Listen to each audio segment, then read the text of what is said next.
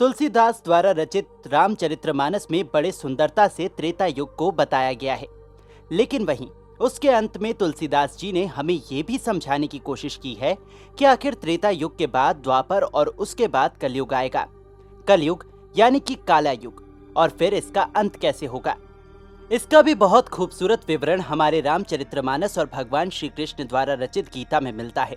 तो आखिर कलयुग के बारे में क्या कहते हैं हमारे वेद पुराण, आइए जानते हैं। कलयुग को सभी युगों में सबसे बुरा बताया गया है। कलयुग का मनुष्य मन से हमेशा अशांत रहेगा। वो छोटी छोटी बातों पर झगड़ा करेगा।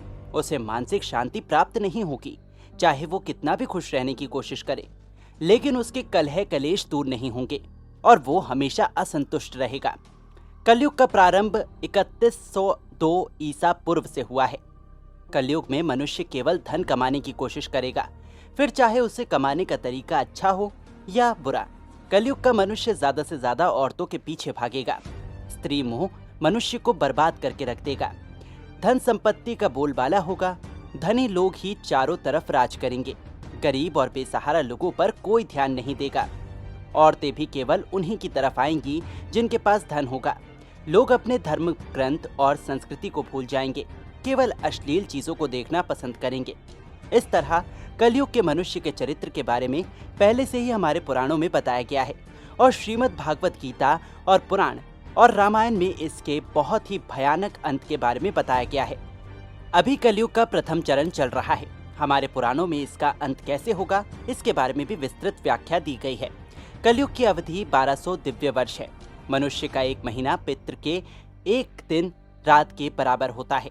वहीं मनुष्य का एक वर्ष देवताओं के एक दिन के बराबर होता है। मनुष्य के 30 वर्ष देवताओं के एक महीने के बराबर होते हैं। इस हिसाब से कलयुग का काल 4,32,000 साल लंबा चलेगा। इसका मतलब ये हुआ कि अभी तक कलयुग के 5,184 वर्ष बीत चुके हैं और अभी 4,26,816 वर्ष बाकी हैं। पुराणों में यह भी बताया गया है कि कलयुग के अंत तक आते आते मनुष्य की औसत उम्र बहुत कम रह जाएगी, और जब भगवान का पृथ्वी पर अवतार होगा। हिंदू धर्म ग्रंथों के अनुसार कलयुग का अंत एक बहुत ही अशांत और कठिन समय होगा।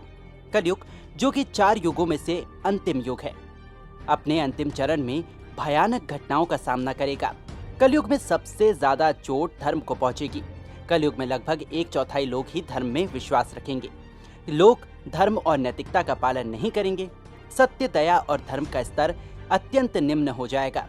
कलयुग का मनुष्य हमेशा धोखा और छल करने में आगे रहेगा, और इस बुरे काम में वो अपने सगे संबंधियों को भी नहीं छोड़ेगा। इससे गरीबी, भुखमरी और असमानता बढ़ जाएगी। सामाजिक और आर्थिक व्यवस्थाएं बिखर जाएंगी। मनुष्य प्रकृति का हनन करेगा और औरत का भी उपभोग करेगा, जिससे प्रकृति असंतुलित हो जाएगी। भयंकर प्राकृतिक आपदाएं आएंगी, जैसे भूकंप, बाढ़ और सूखा।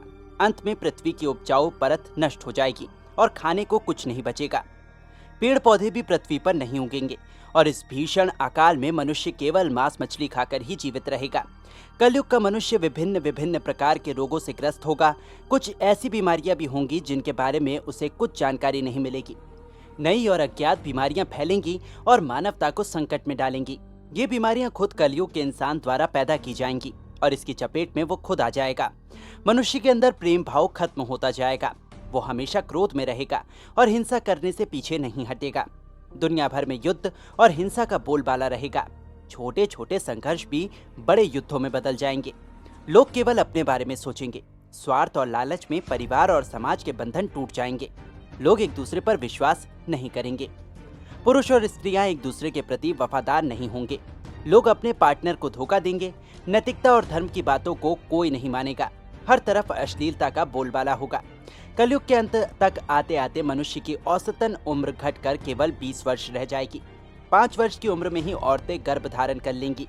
मनुष्य का कद भी छोटा हो जाएगा, और पृथ्वी पर गाय भी बकरी के समान दिखने लगेंगी। गाय पृथ्वी से समाप्त हो जाएंगी और बकरियों का दूध ही मिलेगा।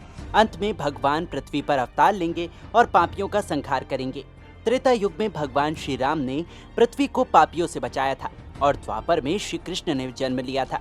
कलयुग में भी भगवान का अवतार होगा। इस कठिन समय के बाद माना जाता है कि भगवान विष्णु का अवतार कल्कि प्रकट होगा, जो अधर्म का अंत करेगा और सत्य और धर्म को पुनः स्थापित करेगा। इन घटनाओं के बाद सतयुग की शुरुआत होगी, जहां फिर से सत्य, धर्म और शांति का राज होगा। वेदों और पुराणों के अनुसार ये सारी बातें वर्तमान में सत्य हो रही हैं और आगे भी ऐसा ही हो सकता है। कलयुग सभी युगों से छोटा है। जहां सतयुग को 4800 दिव्य वर्ष के बराबर बताया गया है, वही कलयुग की उम्र केवल 1200 दिव्य वर्ष है। तो दोस्तों, आपको समझ आ गया होगा कि आखिर कलयुग का अंत कैसे होगा, और इसके बारे में रामायण और भागवत गीता में पहले ही बताया गया है। वैसे आपको ये वीडियो कैसी लगी, कमेंट करके जरूर बताइएगा। वीडियो पसंद आई है तो इसे लाइक करके हमारे चैनल को सब्सक्राइब करना ना भूलें। धन्यवाद।